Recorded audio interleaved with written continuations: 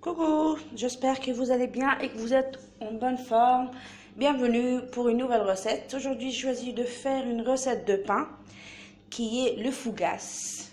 Je présume que vous connaissez le fougasse, la fougasse, d'où la présence des olives.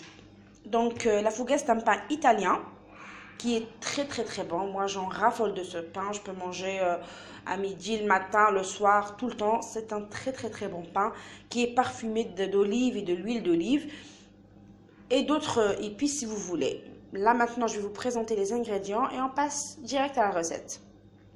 Donc, pour cela, on aura besoin de 500 g de farine,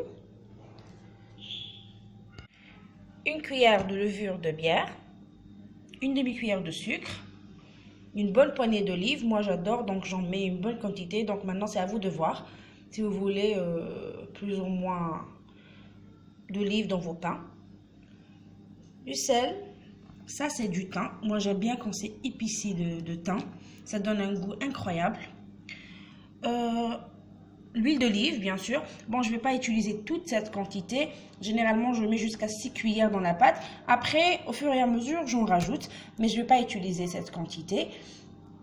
Un peu de beurre, ça c'est en fin de préparation pour avoir un bon moelleux, et bien sûr de l'eau tiède en fonction de la farine bien sûr, est-ce qu'elle est plus ou moins absorbante. Donc on va attaquer la préparation. Donc on prend un récipient et on verse les 500 g de farine. Ça c'est l'équivalent de 2 fougasses, 2 bonnes fougasses. On met bien sûr levure et sucre. Et on met le sel sur le côté. Voilà. Sur le côté. Et là, on met un peu de thym. Donc, c'est selon votre goût. Hein. Vous pouvez, c'est facultatif. Vous pouvez en mettre un petit peu ou ne pas en mettre carrément. Moi, j'aime beaucoup le goût. C'est magnifique. Mais ça reste facultatif. Et on met les 6 cuillères d'huile et on commence, d'abord avant de mettre les 6 cuillères d'huile, on mélange le tout. On essaie de ne pas trop toucher la zone où il y a le sel pour que la levure fasse effet.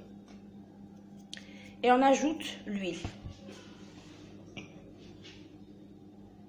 Donc 6 cuillères à peu près. C'est l'huile d'olive. J'en rajoute un petit peu. Voilà.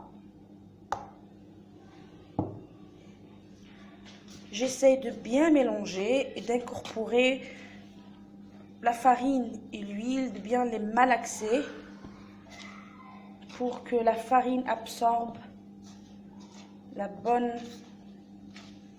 quantité d'huile.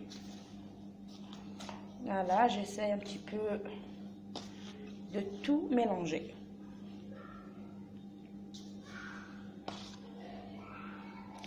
Voilà. Après, on va ajouter l'eau petit à petit pour ne pas avoir une pâte très liquide. Donc, il faut être vraiment prévoyant.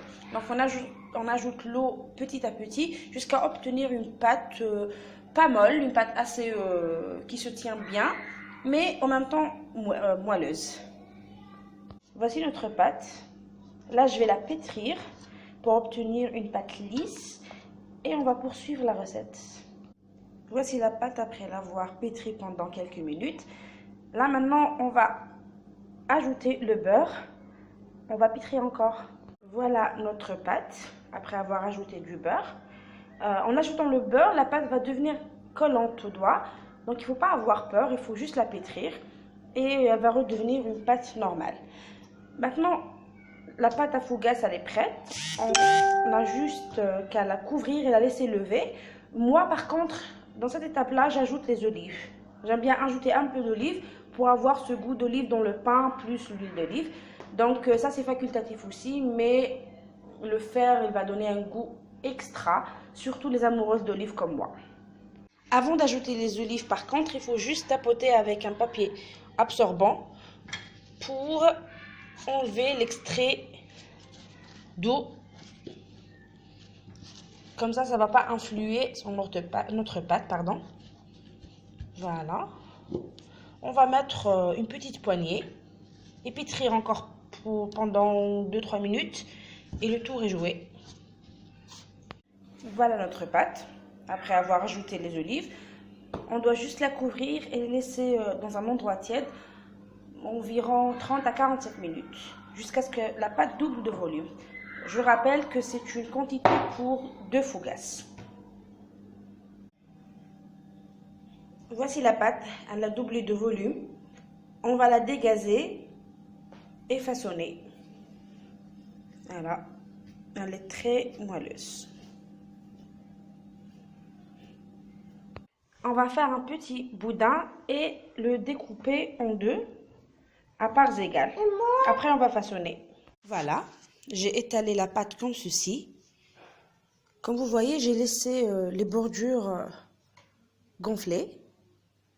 J'ai étalé que le milieu à l'aide de l'huile d'olive. Maintenant, je vais faire des incisions. Je vais mettre encore une petite couche de l'huile d'olive, mettre des olives et parsemer de semoule. Ça, c'est facultatif, mais moi, j'aime bien quand ça a ce goût croustillant. Et bien sûr, j'ai préparé mon plat. J'ai mis un papier cuisson et j'ai mis un peu d'huile d'olive dessus. Donc, je vais terminer ce qui me reste à faire et je vais vous montrer le résultat. Voici notre pain fougasse. J'ai mis de l'huile d'olive, des olives et j'ai parsemé de semoulines pour avoir un bon croustillant. Maintenant, je vais couvrir et laisser lever encore pour 30 à 40 minutes. Et on se retrouve à la cuisson pour la présentation des pains. Voici nos pains, tout juste à leur sortie du four. Ça sent trop bon. L'huile d'olive mélangée au thym, je vous raconte même pas comme ça sent bon. Mais regardez, ils sont très moelleux. Voilà. J'espère que cette recette vous a plu. Si c'est le cas, laissez des commentaires, des j'aime. Et j'espère aussi que vous allez l'essayer chez vous. Je vous assure que c'est juste un délice. Vous voyez comme ça, c'est beau ces petits graines de semoule. Je vous ai donné la vraie recette italienne du pain. On appelle ça un pain biscuit. Donc les filles, à vos fourneaux. Au revoir pour une nouvelle recette.